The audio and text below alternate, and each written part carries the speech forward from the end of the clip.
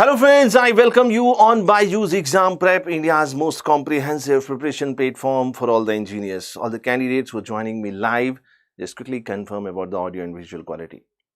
Friends, in this session, we are going to start a new journey. You must be aware that BYJU'S Exam Prep Gate has started a dedicated monthly current affairs magazine only for engineers. Engineers are always troubled with current affairs. Why? Because you have to read 10 to 12 core subjects and that requires a lot of time and effort. So there is very less time for engineers to prepare well for the current affairs. So what is the solution? So we have brought up a solution, one-stop solution for current affairs. We will be bringing one of the most filtered content for current affairs. Why I am saying one of the most filtered content? Because if I give you one example, you can cross-check it. We launched the January month 2023 Current Affairs magazine in February first week along with the GATE live analysis that we have done.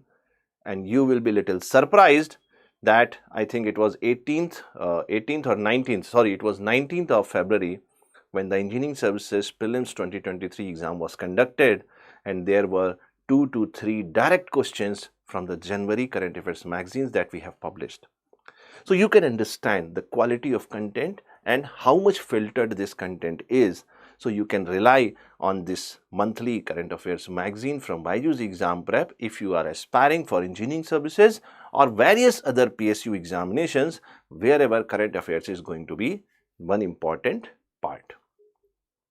Now what we are doing in this session? Now this session is going to be a final compilation of the last month current affairs. First, we are starting with the January month, January 2023. After that, every month around 10th of that particular month, for example, 10th of March, maybe 10th of April, regularly you will be getting, apart from the monthly magazine, you will be getting this video where you will be getting a final compilation of all the important issues that we have discussed in that monthly magazine. So once you read that magazine, that is one part. Once you see this video, there will be a revision part also, and you can see this video multiple times. Okay, if you're not having that much bandwidth that you go and read the magazine carefully, then you can watch this video, and this video is going to span, I think, near about 1 hour, and I will try to make it more crisp and short so that you only focus on important points, and all the time I will be highlighting those areas from where questions can be framed. So everybody, let us start with the session. As I told you, first of all, we are starting with the January 2023 current affairs,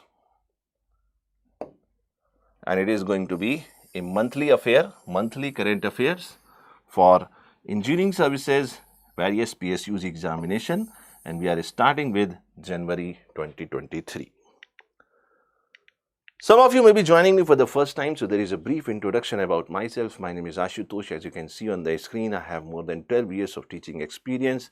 I completed my MTech from IIT BHU in 2010. I have written a couple of books, and these are my areas of expertise. So let us start for January 2023, some of the important topics. If you are aware, because we are taking the reference of engineering services examination, the syllabus mentioned for the engineering services examination, it has broadly 3 areas: social, economic and industrial issues at the national and the international level. So that is how we are going to project these particular sessions. This is going to be a reference. This standard is going to be a reference, so that we can follow it every month, and you are also channelized that we are covering all the important ingredients required for your respective examination. Let us first start with the social issues. The first issue that I am going to discuss is related to the health, that is Ayushman Bharat Digital Mission. Now I would suggest you, whenever you read any question of current affairs, instead of running after the answer, you first try to understand the name itself. The name is going to give you a lot of details by your common sense, logic. He is saying Ayushman, okay, Bharat Digital Mission. Now Ayushman Bharat, very easily you can comprehend, it has something to do with your health, yes or no? When somebody touches elders' feet, so elders are saying Ayushman. Ayushman means you be healthy and live long. So it is something related to health and digital. So definitely the digital platforms are going to be used to strengthen the health infrastructure at the national or the state level, and this is nothing but the objective of this mission. The Ayushman Bharat Digital Mission aims to develop the backbone necessary to support the integrated digital health infrastructure of the country. It will bridge the existing gap amongst different stakeholders of the health ecosystem through digital highways. I want to give you a simple idea. Suppose you have a best doctor in a particular discipline. Can you ask that doctor to go to a rural remote area where there is no electricity? The nearby society is not that developed. Amenities are not there. Basic amenities are not there. So do you believe that doctor is going to go and serve in that remote village? No. But by using this digital platform, digital technology, a doctor sitting in a big city like Delhi, Mumbai, Bangalore or Pune, he or she, that doctor, can assist to some extent to the patients in the remotest of the remote villages or the areas. This is the power of digital technology or internet, and this is what is being aimed in this particular mission. If you see this total idea about the Ayushman Bharat Digital Mission, the citizens are going to be at the center of the discussion, and you can see it collaborates with the hospitals, labs, TPAs or the insurance, health tech companies, doctors, modern medicine, Ayush means traditional practices, other practitioners, development partners, NGOs, associations, regulators, program managers, state government, central government. So every single player, every single stakeholder which may be an important, you can say, collaboration in constructing the health infrastructure or strengthening the health infrastructure, that is being included in this particular program. One important area from where question can be asked is about the ABHA number. What is ABHA number? It is basically Ayushman Bharat Health Account. You can understand the full form of this ABHA is, and this ABHA number is the account number of that health account. The most important part is it is of 14 digit. It is of 14 digit. Some of the bank account numbers, they are of 16 digits. So it may be little confusing for you if they give the options as 14 digit, 16 digit or so. So you please remember ABHA number, Ayushman Bharat Digital Mission, Ayushman Bharat Health Account, it is going to be of 14 digit. And it can be generated using an Aadhaar card or your mobile number. It allows the users to share their health records digitally with hospitals, clinics, insurance providers and others. Let us talk about the COVID-19 Stringency Index. Now, what is this Stringency Index? Let us try to understand. Whenever there is very interesting index, UPSC and other exams may be little inclined to ask a question on that. The Oxford Coronavirus Government Response Tracker. This is the name of the project. This is the name of the project. Oxford Coronavirus Government Response Tracker, CGRT. Project calculates a stringency index, a composite measure of. It is a composite measure of. It means it includes 9 parameters, 9 response metrics. Metrics means criterias. The criterias on which it is decided that how much strong measures have been taken given the pandemic situation. Stringency means difficult, strong, tough. The 9 metrics used to calculate the stringency index, these are school closures, whether a school were open or closed, workplace closure, whether offices were open or closed, cancellation of public events, whether public events cancelled or not, restrictions on public gathering, was there any restriction on the public gathering, closure of public transport, stay at home requirement, public information campaigns, restriction on internal movements and international travel controls. You must have a general idea about these 9 criteria because questions can be asked. Now, the index on any given day is calculated as the mean score of the 9 matrix, each taking a value between 0 to 100. Each taking a value between 0 to 100. Now, a higher score indicates a stricter response. It means if a particular metric out of these 9 metrics is getting 100 as the weightage, it means it is the most strictest in nature.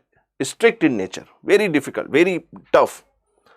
If the policies vary at the subnational level, the index is shown as the response level of the strictest subregion. It's important to note that this index simply records the strictness of the policy decision.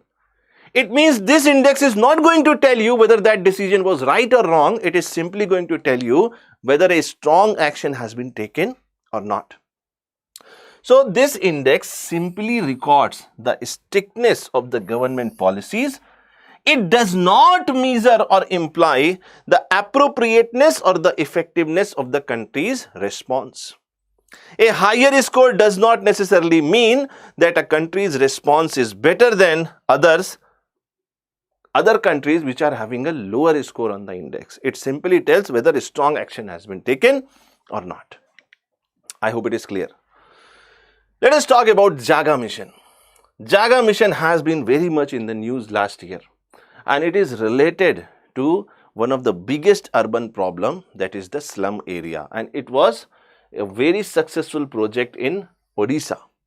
In Odisha, a livable habitat mission was executed in the name of JAGA mission.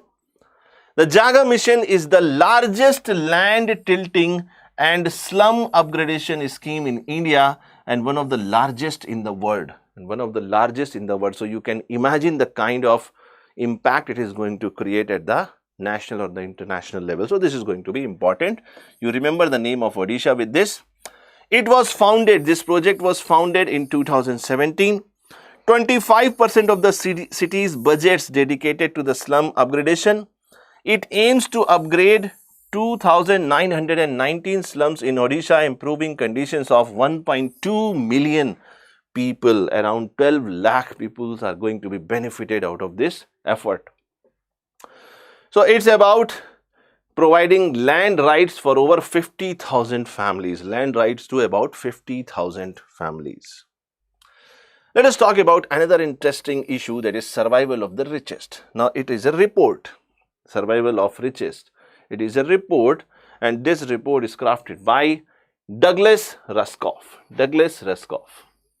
The survival of the richest is published on the opening day of 2023 World Economic Forum in Davos, Switzerland. Okay, on the opening day of World Economic Forum, it was published.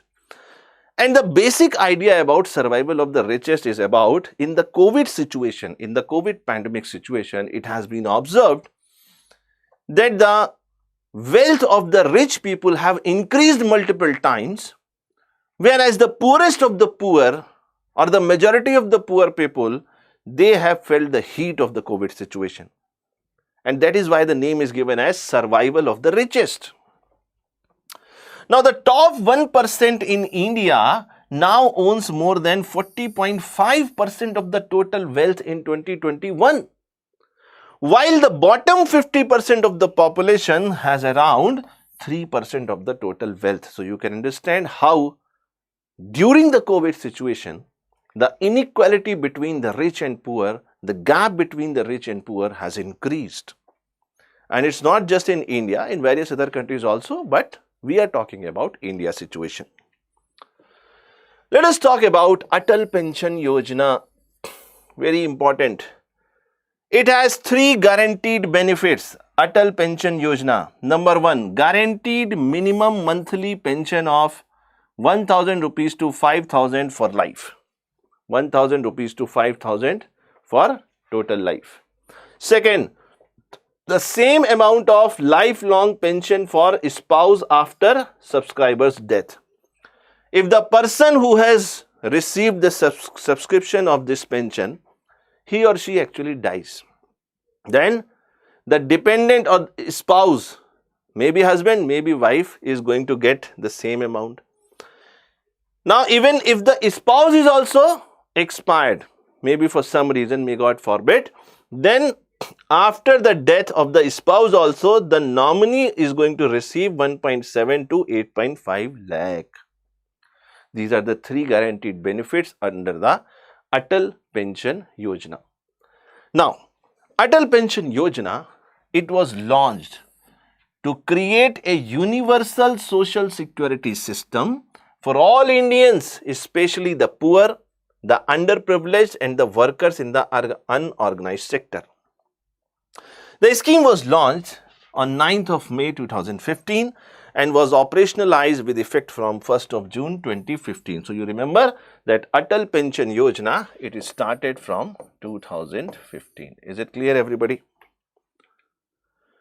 Further, Atal Pension Yojana is focused on all citizens in the unorganized sector. So, the basic focus is going to be on the unorganized sector who join the National Pension Scheme administered by the Pension Fund Regularity and Development Authority and who are not members of any statutory social security scheme. So, this is going to be applicable to those beneficiaries who are not receiving any other social security benefits. Atal Pension Yojana can be subscribed by any Indian. Now, there is the point from where question can be asked. By any Indian who is in the age group of 18 to 40 years, having a bank account under the Atal Pension Yojana, subscribers would receive the fixed pension of, that I already mentioned, 1,000 to 5,000 per month at the age of 60 years depending on their contributions, which in turn would vary at the age of joining the Atal Pension Yojana. Now, I have mentioned some of the important social security measures and their comparison in a brief so that you can answer the questions. Pradhan Mantri Jeevan Jyoti Bima Yojana. It is a life insurance for individuals in the age group of 18 to 50 years. Please mention it. Take a short note. Pradhan Mantri Jeevan Jyoti Bima Yojana in the age group of 18 to 50 years worth rupees 2 lakh for rupees 330 per annum. Pradhan Mantri Suraksha Bima Yojana, it is an accidental insurance for individuals in the age group of 18 to 70 years worth rupees 2 lakh for 12 rupees per annum. Atal Pension Yojana, that is what we were discussing. It is the pension scheme for individuals in the 80 to 40 years. So, Pradhan Mantri Jeevan Jyoti Bima Yojana, 18 to 50 years, and this is a life insurance. Pradhan Mantri Suraksha Bima Yojana, Suraksha you can relate with accidental insurance, 18 to 70 years. And then Atal Pension Yojana, it is a pension scheme for individuals in the age bracket of 18 to 40 years. Next is India Stack. Now, what is India Stack? The moment you read this word, you may be a little confused. That is why question can be framed on this. India Stack is a moniker for a set of, it means it is a complete aggregation or set of open APIs and digital public goods that aim to unlock the economic primitives of identity, data and payments at a population scale. Let me make it little simple. So, India Stack simply means that it is going to be a single solution, a single platform where all your important identity data and all other related government informations are going to be collaborated at one platform, so that you don't need to be confused and your identity is going to be fixed. Although the name of this project bears the word India, but the vision of India Stack is not limited to one country. It can be applied to any nation, be it a developed one or an emerging one. India Stack is the name used to describe a collection of disparate, means different technology, products and frameworks. The components of this collection are owned and maintained by different agencies. For example, Aadhaar products such as e-auth, e-authentication, e-KYC are owned by Unique ID Authority of India. E-sign is a technology specification which is maintained by the Ministry of Communication and Information Technology. DigiLocker is owned by the Ministry of Electronics and Information Technology. UPI is owned by National Payment Corporation of India. Very, very important. Very, very important. You may get a direct question. UPI is owned by the National Payments Corporation of India. We will talk about this later on also to some extent, but this is important. Next is the account aggregator. We will talk about this in little depth. The account aggregator framework is regulated by RBI and its technology standards are owned by RIBIT. RIBIT is Reserve Bank Information Technology Private Limited. Reserve Bank Information Technology Private Limited. That is RIBIT. So this is also going to be important, RIBIT. Okay. The India Stack focuses on establishing a new model for data governance. So it's about data governance so that you can easily get all your data at one place. The policy framework known as data empowerment. So the policy framework is data empowerment and protection architecture. That is DEPA. Data empowerment and protection architecture to store the ownership and control over user data to its rightful owners. Okay. At its core, there are three main pillars that make up the DEPA platform. What is that? A landmark personal data protection bill. A landmark personal data protection bill which for the first time ever gives Indian citizens a number of rights pertaining to their data. So, personal data is going to be a rightful thing as per the Indian law, and it is going to come very soon and it is going to come for the first time. So, this is important for your exams and interviews. Second, an electronic consent artifact which establishes a standardized and programmable digital template for capturing users' consent to share their personal data with the third parties. So, this is also going to be important. Sometimes for some particular operations you require personal data to be transacted. So, you require an electronic consent artifact. A new category of regulated entities known as consent managers in the financial service sector, these will be known as account aggregator. So, in terms of data, what you are talking as consent managers, they are going to be same as account aggregator when you talk about the financial activities, financial situation. These account aggregators are tasked with playing the role of traffic cops. It means they are going to decide whether to give a green signal or to give a red signal or yellow signal. It means whether you should share the personal data or not. Okay, that decision is being taken by the account aggregator, because if you talk about India, still a majority of population is uneducated, illiterate. So how you can imagine to infuse this digital technology with the uneducated population? You require these account aggregators. These traffic cops in a typical data value chain, they provide an interface to facilitate the easy sharing and consumption of data from various entities with their user consent. Now, this diagram is going to tell you how this account aggregator is going to function. You can see this is the user, and this user is going to give the consent to share the data to this account aggregator. This account aggregator is going to request this data to the financial information providers. It may be a bank, it may be a mutual fund, it may be an insurance provider, it may be a tax or GST platform, and this is going to this is going to be followed with the financial information users. On one end you have the providers, and one end you have the users. It may be flow-based credit, it may be personal finance, it may be wealth management, it may be robo-advisors, and there is going to be data flow to financial information users from the financial information providers. So this is how this account aggregator is going to play as a keystone role in the regulated flow of the personal data. Let us talk about BADL. The acronym full form is Bharat Distributed Ledger for Accelerating Trusted Commerce in India. Okay, accelerating trusted commerce in India.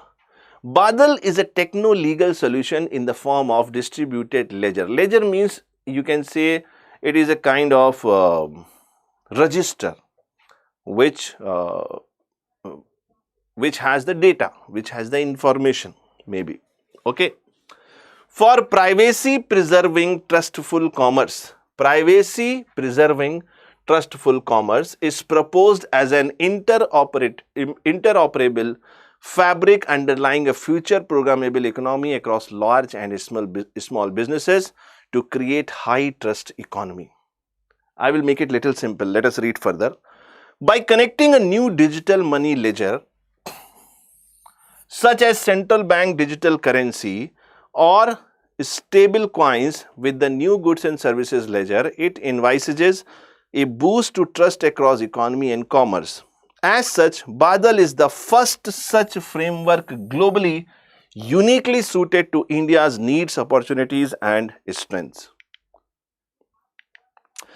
Now understand this, Badal is actually, it is going to be a platform on which the commercial transactions are going to happen, but it is going to be something which ensures at the same time the protection of the privacy while the transaction is being done. And it is going to be a digital money ledger. It is not going to be a physical money. It is going to be a digital money ledger such as central bank's digital currency or the stable coins. I hope it is little clear with you. Okay. Let us talk about celebrating a journey together, Bangladesh and the World Bank. Now, Bangladesh and World Bank, they have achieved a successful milestone.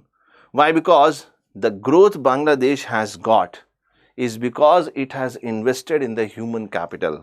Bangladesh has invested in its women empowerment, and that is how it is very well said that if a woman is educated, her children are never going to be uneducated. So Bangladesh focused on empowering the women so that the overall country or the nation can be strengthened. Now Bangladesh tells the world a remarkable story of poverty reduction and development.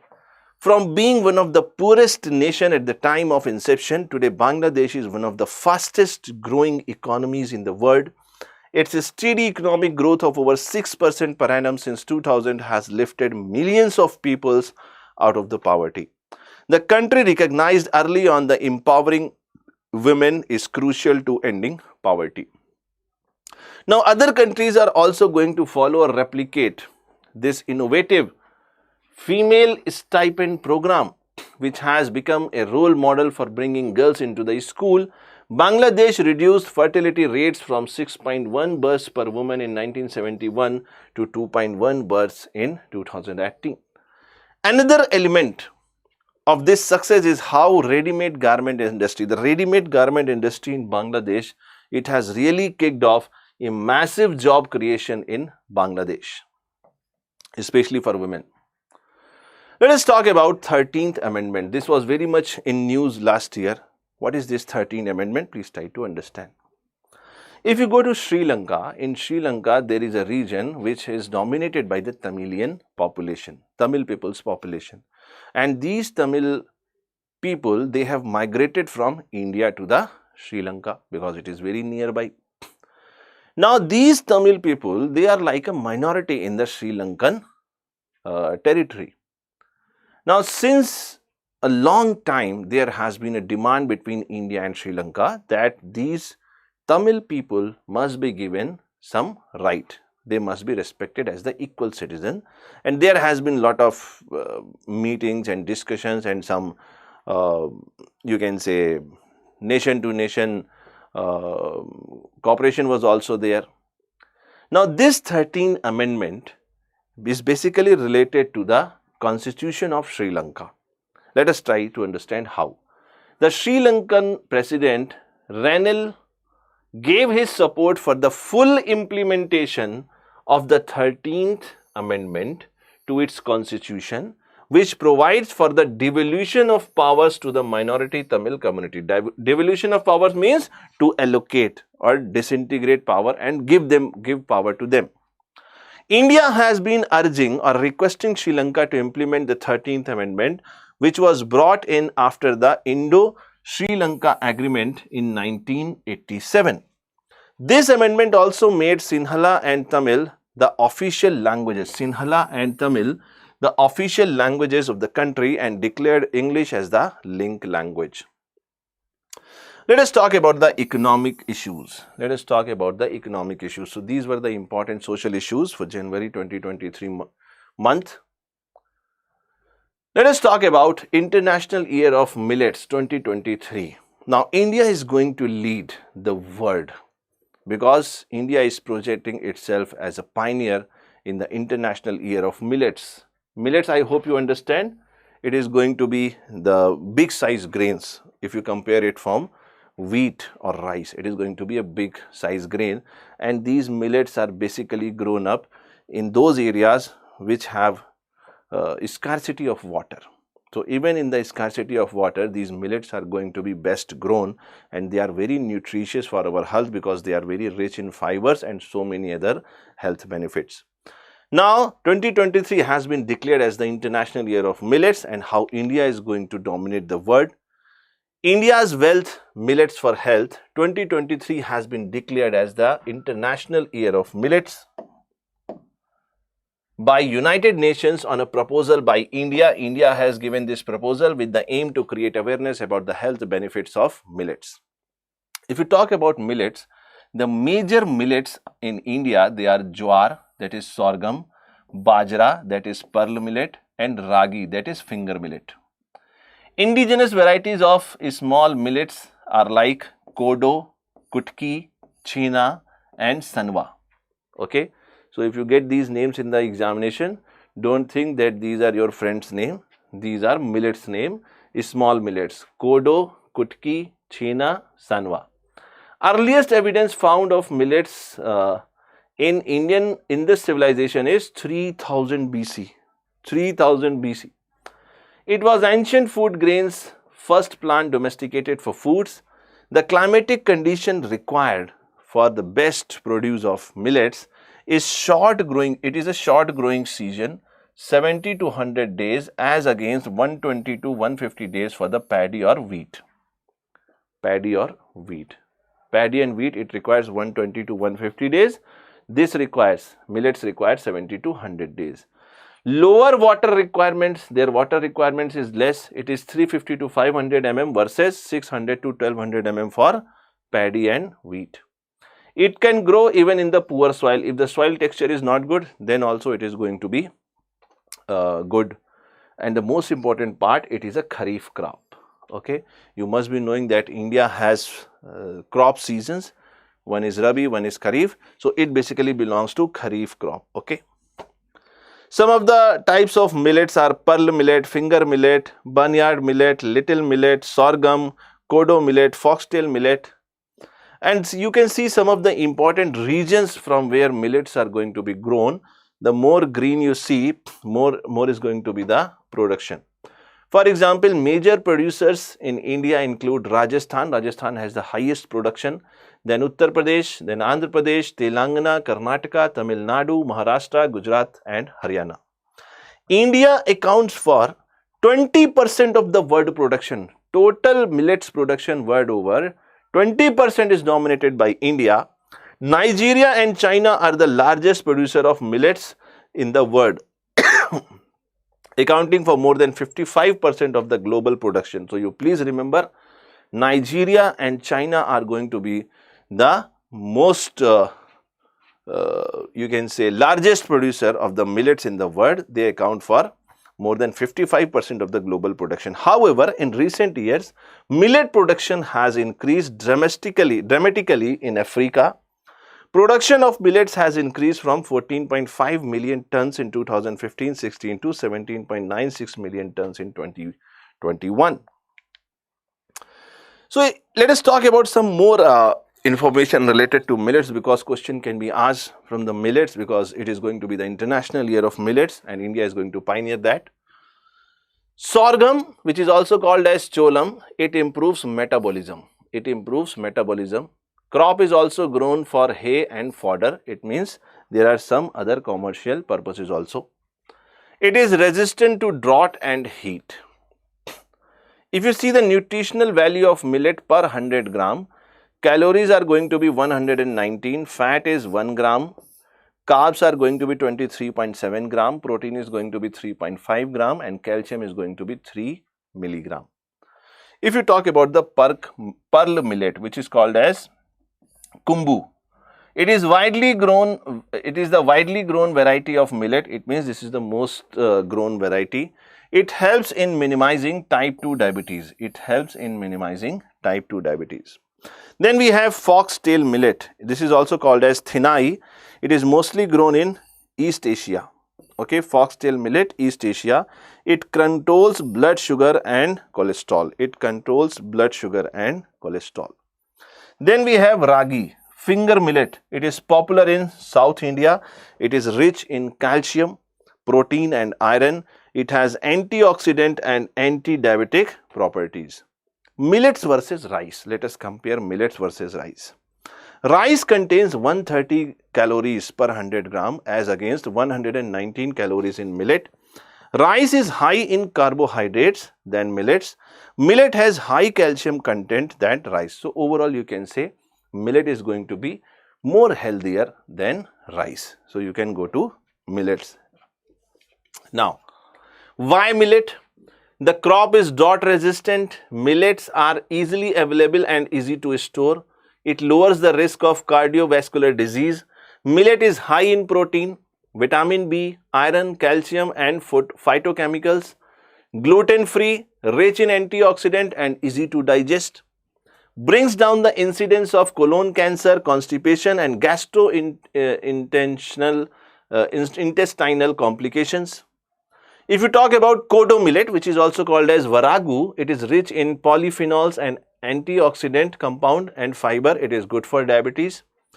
Barnyard millet, which is called kudi rivali, it is high in fiber, calcium and phosphorus. It has low glycemic index and helps in type 2 diabetes. Then we have little millet, which is called samal or samai, which is high in iron content, beneficial in diabetes and stomach related disease. Another type of millet is proso millet, which is called pani varagu. It is extensively cultivated in India, Nepal, Russia, Ukraine and Turkey. Is fit for dry land and no-till farming. So these are some of the important details about the millets, and I hope beyond this they are not going to ask the question. You revise it, okay, little bit, make short notes and revise it. Let us talk about the domestic systematically important banks, DSIBs. So these are the big banks, too big to fail. And it has been identified by the Reserve Bank of India. These banks are so big, if they fail, then the whole economy is going to be rambled. That is why they are not allowed to fail. And there are certain regulations and limitations beyond which these banks cannot go. The Reserve Bank of India announced that State Bank of India, ICICI Bank, HDFC Bank will continue to be identified as the domestic systematically important banks, DSIBs. There are 3 banks right now. State Bank of India, ICICI Bank and HDFC Bank. According to the central bank, DSIBs are financial institutions that are large enough where they cannot be allowed to fail, because if they fail, then the whole economy is going to be rambled. A failure of any of these banks can lead to the systematic and significant disruption of essential economic services across the country and can cause an economic panic. Let us talk about how these DSIBs are determined. Since 2015, RBI has been releasing the list of all DSIBs. They are classified into 5 buckets, okay, according to their importance to the national economy. In order to be listed as the DSIB, a bank needs to have assets that exceeds 2% of the national GDP. If a bank is going to have assets more than 2% of the national GDP, then it can be classified as DSIB. The banks are then further classified on the level of their importance across the 5 buckets. ICICI Bank and HDFC Bank are in bucket 1. Okay, these two banks are in bucket 1, while SBI falls in the bucket 3. And the bank which is going to fall in the bucket 5 is going to be the most important DSIPs. So, higher buckets means more important DSIPs. What is Vostro account? Vostro account is an account that a domestic bank holds for a foreign bank in the domestic bank's currency. Very, very important. Suppose this is India and there is some other country. Some other country is going to have a foreign bank. India is going to have a domestic bank for me. Now, the foreign bank having an account in India in the domestic bank so that transaction can be made, that is called Vostro account. A Vostro account is defined as an account that a correspondent bank holds on behalf of another bank. Domestic bank is holding on the behalf of foreign bank. Vostro is a Latin word that means your. Therefore, a Vostro account implies that it is your account, not my account. It is your account because this account is being holded in somebody else's name. An example of such an account would be HSBC Vostro account held in SBI in India. Okay, HSBC is going to be a foreign bank. It is mostly used in settlement of foreign exchange. Obviously, it is going to be used for foreign exchange. What is foreign exchange? You are having rupees as the currency. Other countries may be having dollar, renminbi or other dinar or some currencies. So, how to do the transactions between two different currencies? It is being done by foreign exchange.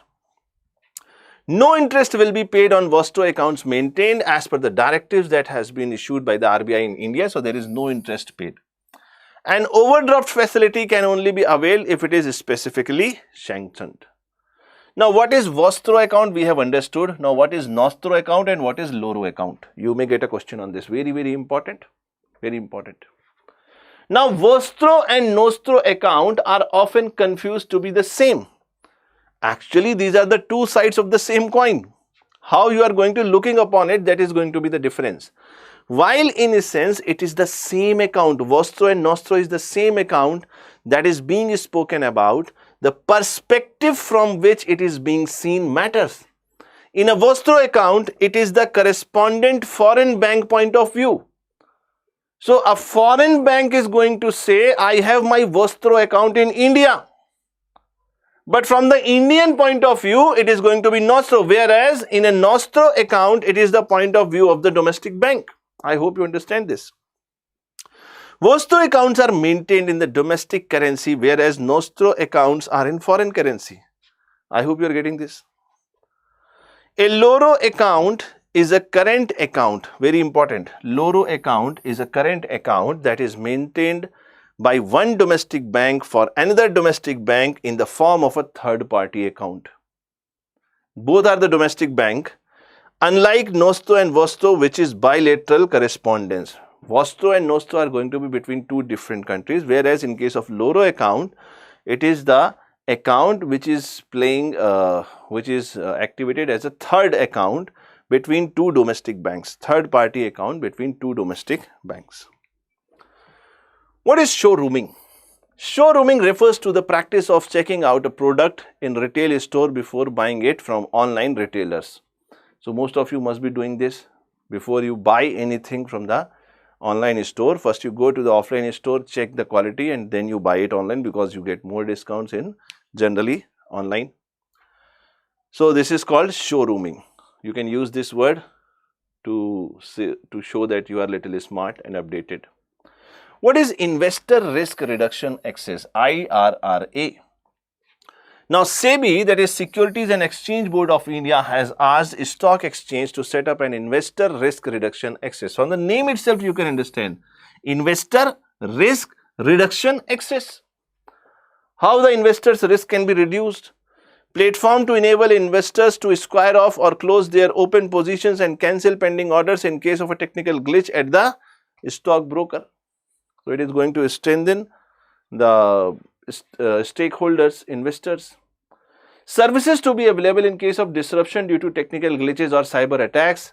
IRRA platform to facilitate squaring off means closing of open positions or cancelling of pending orders. Stockbrokers can request the availability of the service. Stock exchange can also initiate it. Investors to have login access through PAN or UCC upon authorization via OTP. Stock exchange asked to set up the infrastructure by October 2023. So this is important because it is going to be established in October 2023.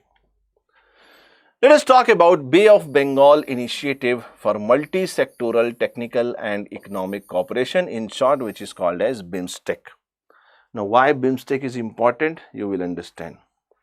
What was the news recently? Why you may get a question on this. So, BIMSTEC stands for, the full form is Bay of Bengal Initiative for Multi-Sectoral Technical and Economic Cooperation. It has 7 members. Okay, it has 7 member countries, that is India, Nepal, Bhutan, Myanmar, Bangladesh, Thailand and Sri Lanka. In Sri Lanka, the first summit was held in Thailand and Sri Lanka is the current chair. Sri Lanka is the current chair and first summit was held in Thailand. It was founded in 1997 through Bangkok Declaration. The importance of BIMSTEC, it accounts for 22% of the world's population. You can understand. Combined GDP is 2.7 trillion. 1/4 of the world's traded goods cross the bay every year. 6 focus areas are trade, technology, energy, transport, tourism and fisheries. The Bay of Bengal Initiative for Multi-Sectoral Technical and Economic Cooperation is a regional organization. It is a regional organization. It is not world organization. Okay, it includes only some members. That was established on 6th of June 1997. The year is important, with the signing off of Bangkok Declaration. Okay. Initially, it was known as BIST EC. What is BIST EC? It was Bangladesh, India, Sri Lanka and Thailand Economic Cooperation. The organization is now known as BIMSTEC and it comprises 7 member states with the admission of Myanmar. Myanmar is the last one on 22nd December 1997 and then Bhutan and Nepal in February 2004. So, Bhutan and Nepal are going to be the last members to be added in 2004. Now, what is G20 Bhopal Declaration? It is important.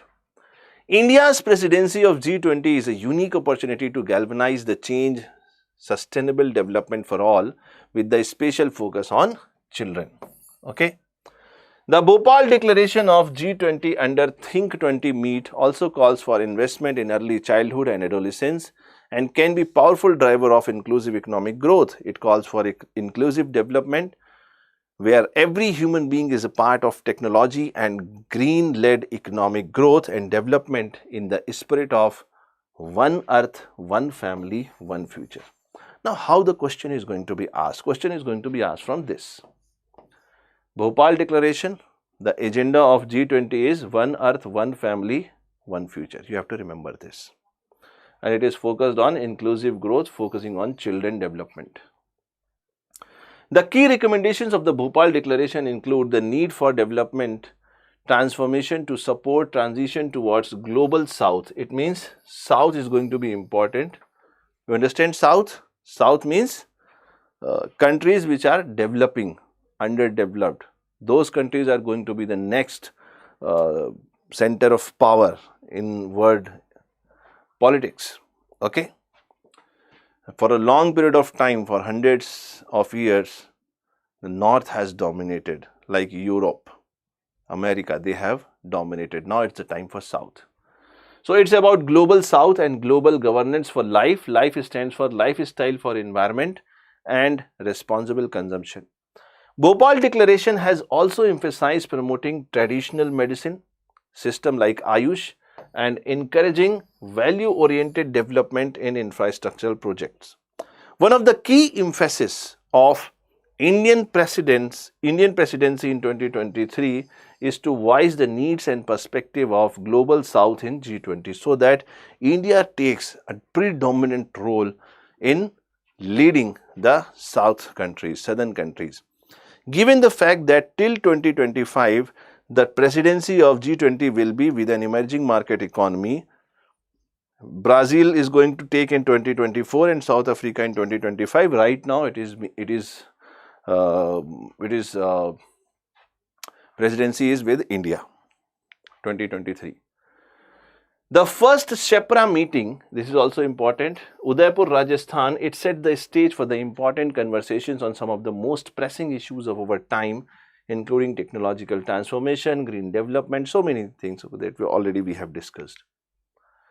Now, what is Black Sea Green Initiative? This is very interesting, very important. Geography is going to be important in this.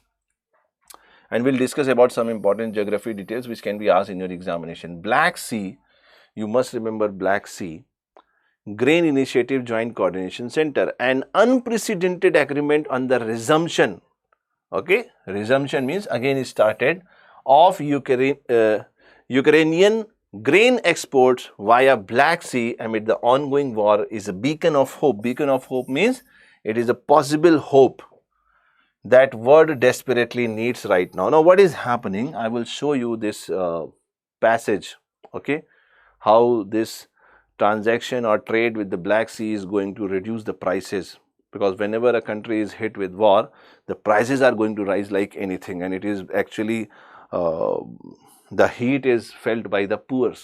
Okay, so if this is allowed, and this is actually allowed, then prices are going to be controlled. The United Nations plan, which also paves the way for Russian food and fertilizers to reach the global markets, will help to stabilize the spiraling food prices worldwide and to stave off famine affecting millions. The initiative specifically allows for significant volumes of commercial food exports from 3 key Ukrainian ports in the Black Sea, that is Odessa, it is Kornomorsk and Yuzhny. Very difficult name. Ukrainian vessels will guide the cargo ships into the international waters of the Black Sea, avoiding mined areas. The vessels will then proceed towards the Bosporus Strait. We are going to talk about this. Bosporus Strait along an agreed corridor. What is this Bosporus Strait? Let us focus on the diagram. Now, this is the Sea of Marmara. This is the Sea of Marmara. This is the Black Sea. And you can see it acts as a boundary between Europe and the Middle East, you can say. Now, you see this Sea of Marmara is going to divide Turkey into 2 parts, and this passage is called, let me use the red color. This passage, a small passage, is called the Bosporus Strait. Strait means a very narrow passage, okay. Very narrow passage, we connects 2 water bodies, that is called as a strait. Okay. So, Bosporus Strait is a natural strait and an internationally significant waterway located in Istanbul in the northwest Turkey. It forms a part of continental boundary between Asia and Europe. Sorry, it's not Middle East, it's continental boundary between Asia and Europe. Let me use the other color. It divides Turkey by separating Anatolia from Thrace. It is the world's narrowest strait used for international navigation. It's world's narrowest strait to be used for international navigation. Most of the shores of Bosphorus Strait, except for the areas to the north, are heavily settled with the city of Istanbul. Historically, Bosphorus was also known as the Strait of Constantinople. Okay, Constantinople. A maritime waterway, the Bosphorus specifically connects Black Sea to the Sea of Marmara and thence to the Aegean and Mediterranean Sea via Dardanelles. Okay, via Dardanelles. So, if you want, you can see it. It is available on the Google. So, Google map you can see for Aegean Sea and Mediterranean Sea, so that you get a little bit of clarity about the geographical locations and you get command over it. It also connects various seas along with the Eastern Mediterranean, Balkans, Near East and the Western Eurasia. Thus, the Bosporus allows maritime, how it is commercially important. It allows maritime connections from the Black Sea all the way to the Mediterranean Sea, Atlantic Ocean via Gibraltar, and the Indian Ocean through the Suez Canal, making it a crucial international waterway, in particular for the passage of goods coming from Russia. Because Russia is involved in the war, the goods which are traded from Russia, they are now getting limited by the war situation, so the prices are rising like anything. Let us now talk about the industrial issues. Let us talk about the Bureau of Indian Standards. You all must have heard this name, Bureau of Indian Standards. So it is basically an organization which standardized various criteria. The Bureau of Indian Standards, it has completed 75 glorious years after its existence on 6th of January 2022. So 2022, it has completed 75 years. Now BIS came into existence as Indian Standards Institution ISI in 1947. Through its core activities of standardization and certification, BIS has been contributing to national economy for past 75 years. Let us talk about SNAP, Standards National Action Plan 2022 to 2027. It aims to serve as a strong foundation for the standardization to meet the emerging technologies and concerns of sustainability and climate change.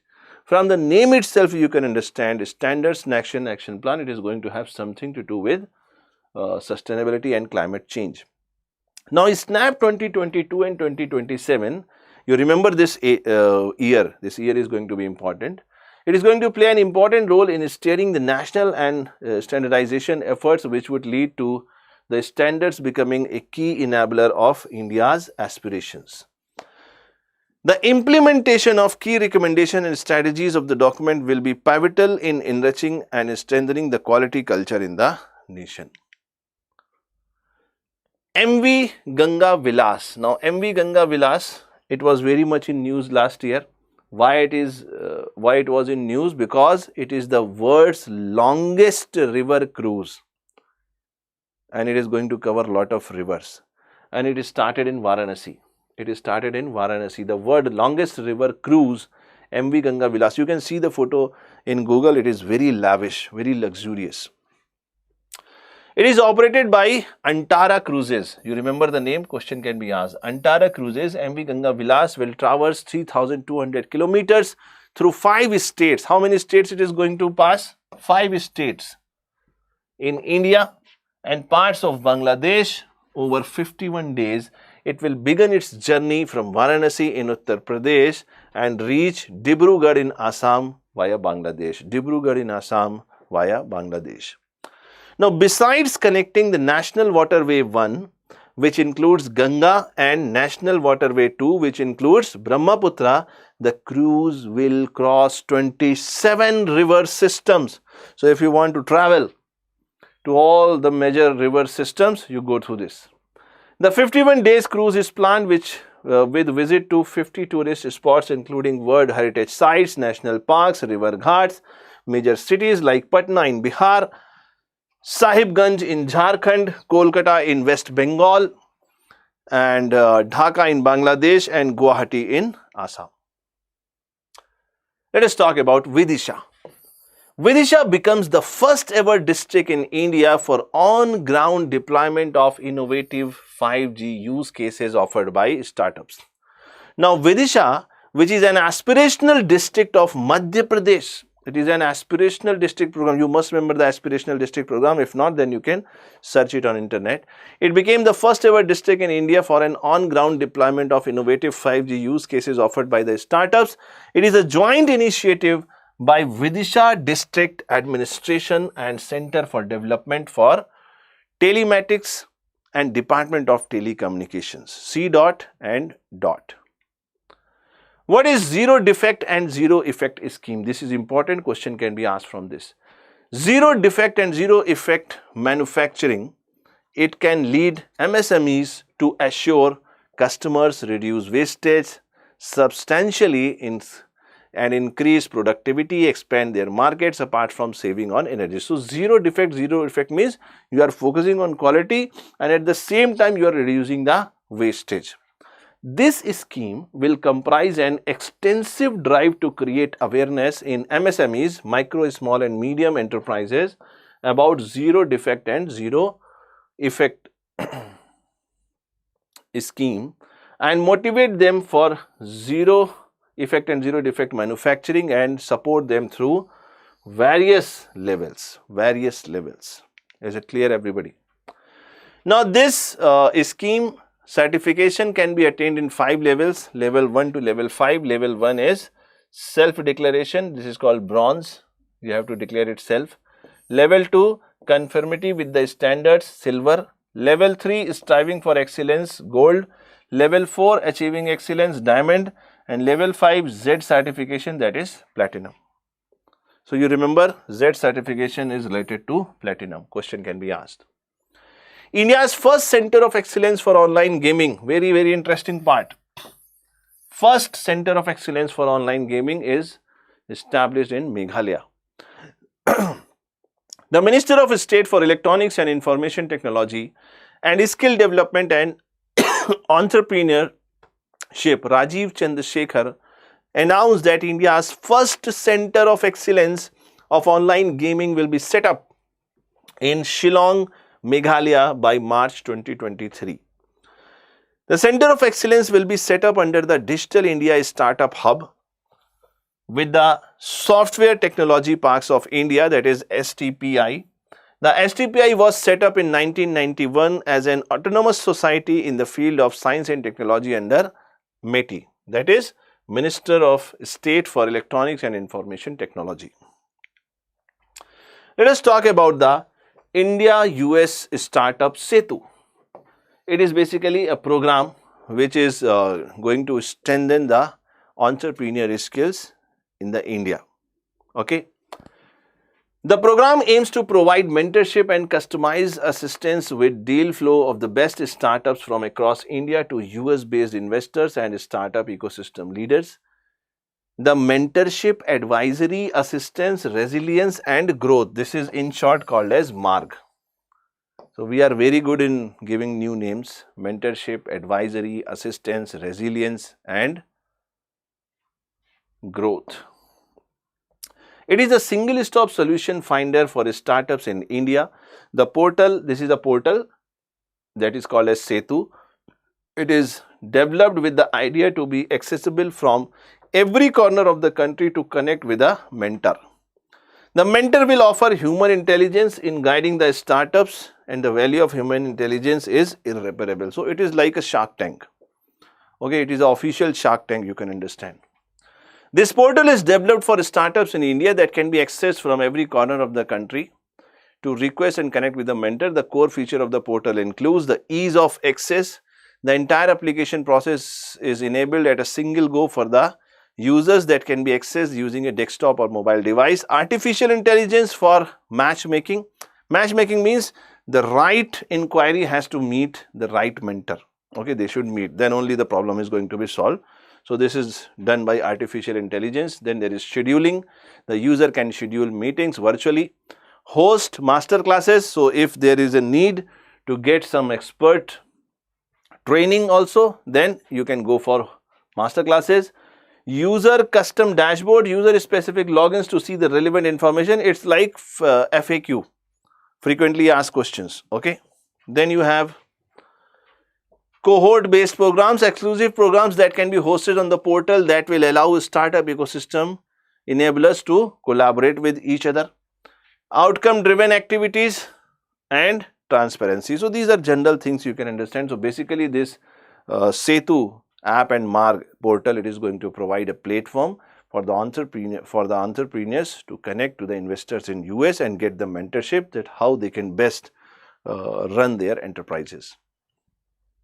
Then we have Pradhan Mantri Kaushal Vikas Yojana from 2016 to 2020. This is going to be one important area from where question can be expected. Pradhan Mantri Kaushal Vikas Yojana 2016 to 2020 is a modified and improved version of Pradhan Mantri Kaushal Vikas Yojana 2015 and 16. It is a flagship outcome based skill training, outcome based, okay, skill training scheme of the Ministry of Skill Development and Entrepreneurship. So please remember the ministry, because sometimes they are giving the scheme and asking which ministry is going to handle it. The skill certification scheme aims to enable and mobilize a large number of India youth to take up skill training and become employable. So it's all about skilling the youth. The scheme will be implemented through NSDC, National Skill Development Corporation. Now what is this Pradhan Mantri Kaushal Vikas Yojana 3.0? It is going to be 2021. The first version of Pradhan Mantri Kaushal Vikas Yojana scheme was launched in 2015. Please remember, the first version was launched in 2015 and it provided free short duration skill training. It gave incentives by providing monetary rewards for the youth for skill certification. After the successful implementation of Pradhan Mantri Kaushal Vikas Yojana in 15-16, the learnings from the past, Pradhan Mantri Kaushal Vikas Yojana 2.0 was launched, which ranges from 16 to 20 by scaling up the sectors, geographies and by greater alignment with the other missions and programs of the Government of India such as Make in India, Digital India, Swachh Bharat Mission, etc. Now, Pradhan Mantri Kaushal Vikas Yojana 2.0 is being implemented since 15 July 16 and was scheduled to be completed by 31st March 2020. The scheme has been extended for 1 year for skilling of migrant workers. So, now the focus is going to be on migrant workers. Please remember. Now, based on the learnings of Pradhan Mantri Kaushal Vikas Yojana 2.0 and to reorient the scheme to be in sync with the present scenario of policy changes and changing priority in different sectors, it is decided to speed up the implementation of Pradhan Mantri Kaushal Vikas Yojana 3.0. The scheme shall be implemented in 2 phases. The first phase is going to be from 20 and 21, okay, implemented on pilot basis, and this is known as Pradhan Mantri Kaushal Vikas Yojana 3.0 2021. Now, this scheme shall initiate the creation of implementation framework for the second phase, that is 2021 to 26. The second phase is going to be 2021 to 26 of the scheme. The guideline document is meant for the first phase of PMKY 3.0 2021. What is the objective of this scheme? So, basic things: creates an ecosystem for the youth so that you get the informed choices, available skilling, provide support for the youth for skill training and certification, promote sustainable skill centers, benefits 8 lakh youths over a scheme period 2021. What are the targeted beneficiaries? This scheme is, now this is from where question is going to be asked. This is from where question is going to be asked. The scheme is applicable to any candidate of Indian nationality. This is important. Only nationals are going to get this. And the range of age is 15 to 45 years. The possessions of Aadhaar card and Aadhaar linked bank account is required. It fulfills other criteria for the respective job role as defined by the awarding body. I hope it is clear.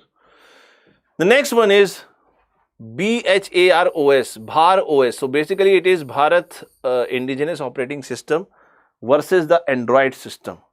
Okay, you may be not aware about this, but it is being developed indigenously in India and it is going to be an alternate to the Android software which most of the people are using in their mobile.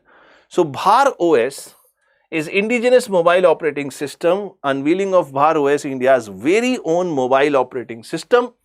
It is contrary to the Google Android, which is owned by multinational company Google. BHAR-OS is created by J&K Operations Private Limited, incubated by IIT Madras Pravartak Technologies Foundation, which is a non-for-profit organization established by IIT Madras.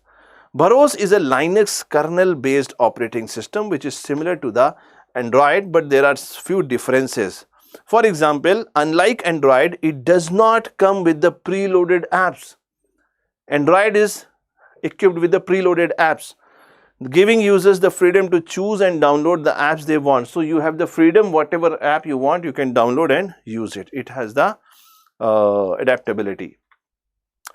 BHAR-OS can be installed on commercial off-the-shelf handset. It is set to offer a secure environment for the users with native over-the-air updates, that is NOTA.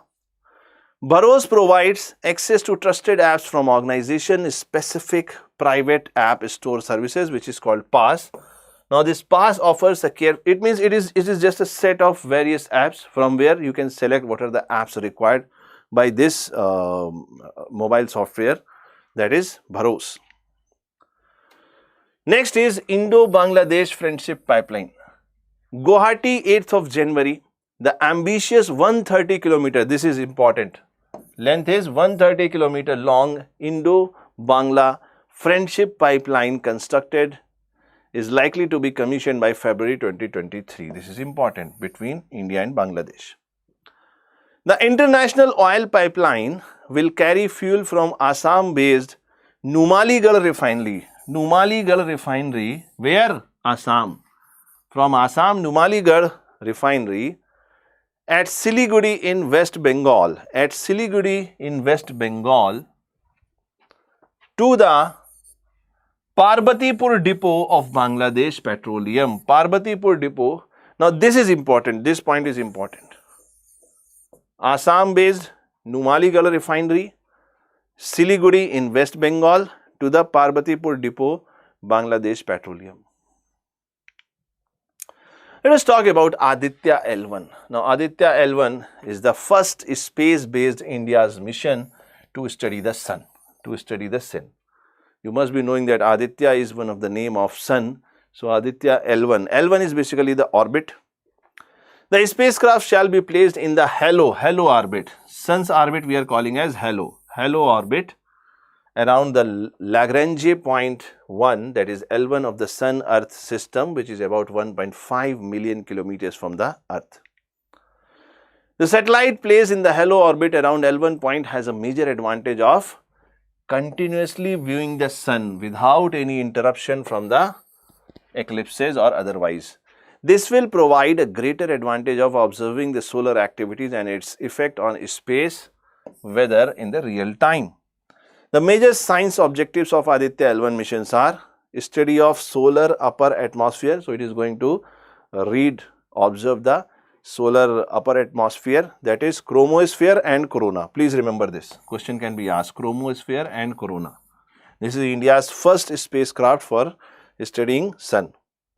The study of chromosphere and coronal heating, physics of the partially ionized plasma, initiation of the coronal mass ejections and flares, observe the in situ particles and plasma environment, providing data for the study of particle dynamics from the sun, physics of solar corona and its heating mechanism. Okay. Diagnostic of the coronal and coronal loops plasma, development dynamics and origin of CMEs, identity of the sequence of processes that occur multiple layers, so and so, you can understand. Magnetic field topology and drivers for space weathers. The basic idea is it is going to observe the upper atmosphere of sun. That's it. Now, what is microplastic? Now, microplastic is a very interesting word, and it was very much in the news because it is affecting not only the aquatic life but the humans also. Now, microplastics comes from a variety of sources. Basically, the plastic which is in the range of micrometers, 10 to the power minus 6, that is called as microplastic. Why it is dangerous? Because the small size makes it suitable so that it can transit in areas where it is not allowed, and there may be bioaccumulation. You understand bioaccumulation? When some animal is going to accumulate something which is not supposed to be accumulated, and over the period of time it is going to disturb the whole ecosystem, the food chain or the food web. So, that is called problems with the microplastics. Now, in addition, microbeads, a type of microplastics which are very tiny pieces of manufactured polythene plastic that are added as exfoliants to health and beauty products such as some cleansers and toothpaste. So, you can understand your toothpaste may be having microplastic. Okay, you can cross check it. These tiny particles easily pass through the water filtration system and end up in ocean and Great Lakes posing the potential threat to the aquatic life. Microbeads are tiny pieces of polythene plastic added to the health and beauty products such as some of the cleansers and toothpaste. So you can read this, okay. You can read this how microplastics having a dimension ranging between few micrometers to 300 micrometers and how it can infiltrate into the aquatic life and it can be very dangerous. Okay. In simple way, from here you can understand there are two types of microplastics, primary microplastics and secondary microplastics. Primary microplastic is produced by the unintentional discharge of transitional plastic feedstock. So primary is going to be unintentional. Secondary microplastic is fragment which are produced by fragmentation of larger plastic trash. That is called as secondary microplastic. I hope you understand. Let us talk about zebrafish, very interesting name. Okay, you can search it on internet. Now zebrafish is being used to check the pollution of this microplastic in the aquatic life. Why zebrafish is used? Because this zebrafish is completely transparent. So the amount of bioaccumulation of this microplastic in the zebrafish can be a metric or measure or criteria to decide how much pollution has occurred. Zebrafish is an emerging model to study the microplastic and nanoplastic toxicity. Microplastics and nanoplastics have received global concern due to its widespread contamination, ingestion in aquatic organism and ability to cross the biological barriers. However, our understanding of its bioaccumulation, toxicity and interaction with other environment pollutants is very limited. Zebrafish is increasingly used to study the bioaccumulation and toxicity of the environmental contaminants because of their small size, ease of breed, short life cycle and inexpensive maintenance. The transparent nature of zebrafish, very important, transparent nature of zebrafish embryo and larva provides excellent experimental advantages over other model organisms in studying the localization of fluorescent labeled MPs and NPs. Okay. So you can see this zebrafish from the embryo stage to the median age and to the matured one. The toxicity endpoints, the different colors are going to represent the different toxicity level and because of its transparent nature, it can be observed from its fluorescence. Let us talk about the Montreal Protocol. I hope you all must be aware that Montreal Protocol is focusing on substances that deplete the ozone layer. It was very much in the news, that is why I took it.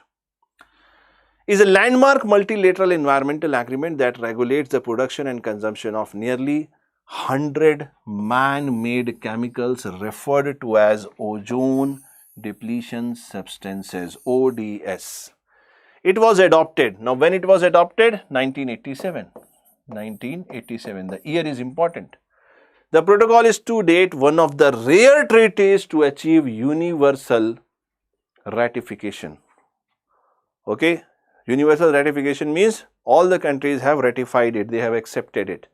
The Montreal Protocol phases down the consumption and production of different ODS in a stepwise manner and the countries are categorized as Article 5 countries with different timetables for developed and developing countries.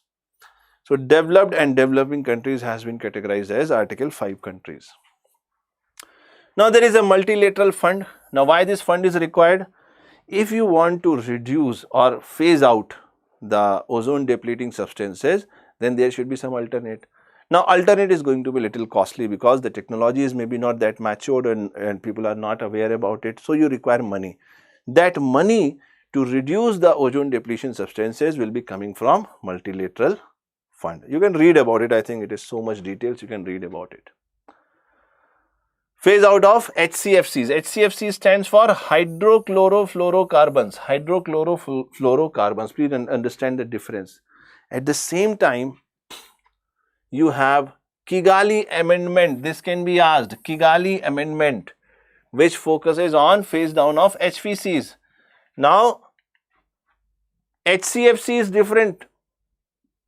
HCFC is different and HFC is different. Another group of substances which are called as hydrofluorocarbons, they were introduced as non-ozone depleting alternatives to support the timely phase out of CFCs, chlorofluorocarbons and hydrochlorofluorocarbons. HFCs are now widespread in air conditioner, refrigerators, aerosols, foams and other products. While these chemicals do not deplete the stratospheric ozone layer, some of them have high global warming. Okay, they are very dangerous in terms of global warming, ranging from 12 to 14,000. Okay, so the parties, it is members to the Montreal Protocol, they reached an agreement at their 28th meeting at the parties on 15th of October 2016 in Kigali in Rwanda. Kigali is in Rwanda and it is very famous. This is for HFCs. Please remember this. You will get a question. I am saying you will get a question. Very, very important. Okay. Let us talk about Bhitarkanika National Park. It was in news. So you can read about these details. I am not going to go to the much deeper. You can read about it. Okay. You have the magazine also. You can read it from the magazine also. These are basic details I have included. Some important part I am going to tell you. They are asking about flora, plants, mangrove species, okay, grasses like indigo bush. Fauna means animal. It is basically, Bhitarkanika is basically famous for saltwater crocodiles, Indian python, black ibis, wild boar, rhesus monkey and so many other. Where it is situated? It is situated in the Eastern Kendarpa district of Odisha, Bhitarkanika National Park. Okay. It has a turtle sanctuary also. It is very famous for the Gadimala. Okay. Gahirmatha beach for olive ridley turtles. Okay. It is very famous. Then let us talk about Buxwaha forest. Buxwaha forest was also in news. Okay. You find very interesting things. It is in Madhya Pradesh. Buxwaha forest. Why it is important? Recently there was a news. Now there is a diamond mine. Buxwaha forest, it is the area where there is a big diamond mine. The proposed Bunder diamond block in the Chhatarpur district of Madhya Pradesh is a diamond mine project which is now with Aditya Birla Group. SL Mining Industries Limited is facing protest over the ecological concerns. Because of that diamond mine, the ecology, or you can say forests, are being destroyed, and the protest is to avoid that. It is noted that the project, once operational, has the potential to become one of the largest diamond mines in the Asian region. One of the largest Asian mines in the Asian region. So you can remember this: Chhatarpur district, Madhya Pradesh, Buxwaha forest. Is it clear, everybody? Next is Persicines. What is Persicines? Very interesting. So basically it is a fish catching technology. You can see in the diagram. It is a large net and it goes vertical. It goes vertical, and when there is a large school of fish, okay, the group of fishes is called a school of fish.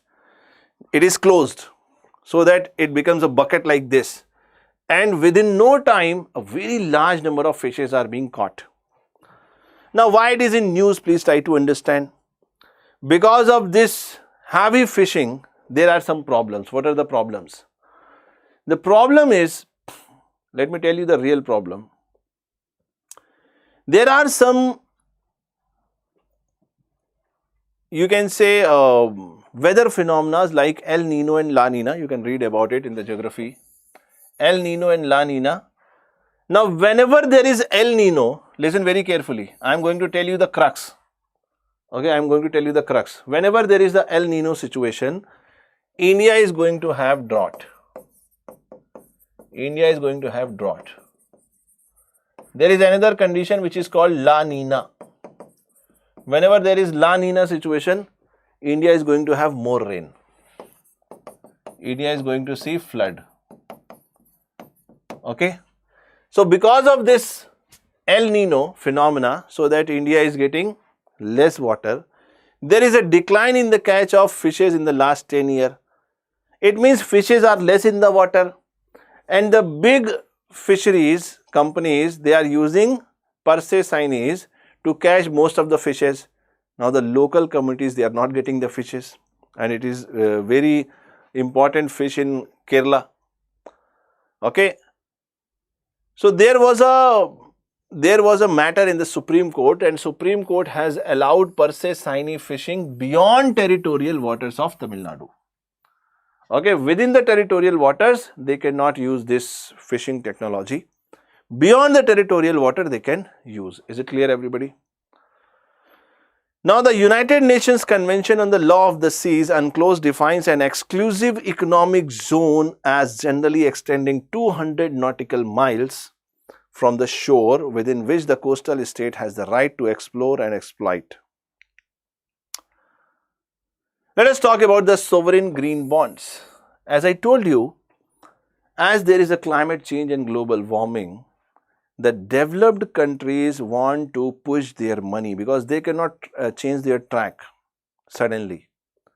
Now, developing countries are about to explore the industrial phase, and it is said that if developing countries again followed the path of developed countries, there will be more and more global warming, climate change consequences. Now, developed countries are going to infuse money in the developing countries so that developing countries can adapt to the alternative solutions. And that money is going to come from sovereign green bonds. I hope you understand this. You can read about it. It is very simple, given in the magazine. So this is all about,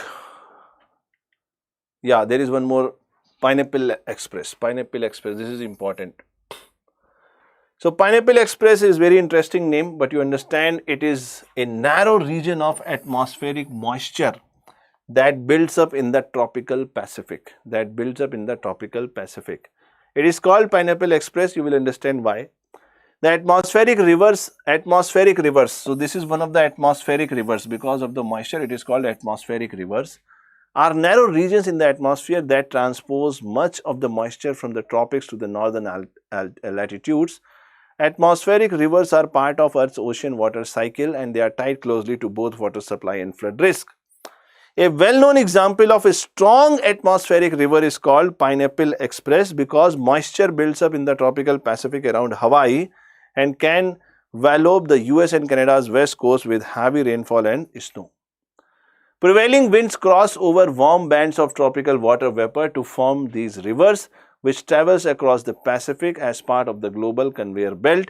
When it reaches the west coast, the Pineapple Express can dump as much as 5 inches of rain in the California in one day. Can you imagine? Generally, we talk about rains in centimeters. 5 inches of rain. It's no less than a cloud burst. You can understand. So please understand, atmospheric river, where you can see it. So this is all from my side, friends. Thank you so much for joining me live in this discussion. I hope it is going to be beneficial for engineering services and other various PSUs and exams where engineers are troubled with current affairs, and this is going to be a one-stop final solution for all the engineers. Thank you so much. Stay connected for every monthly magazine, current affair magazine, and this compilation video. Thank you so much. All the best. Do not forget to like, share and subscribe. Thank you so much.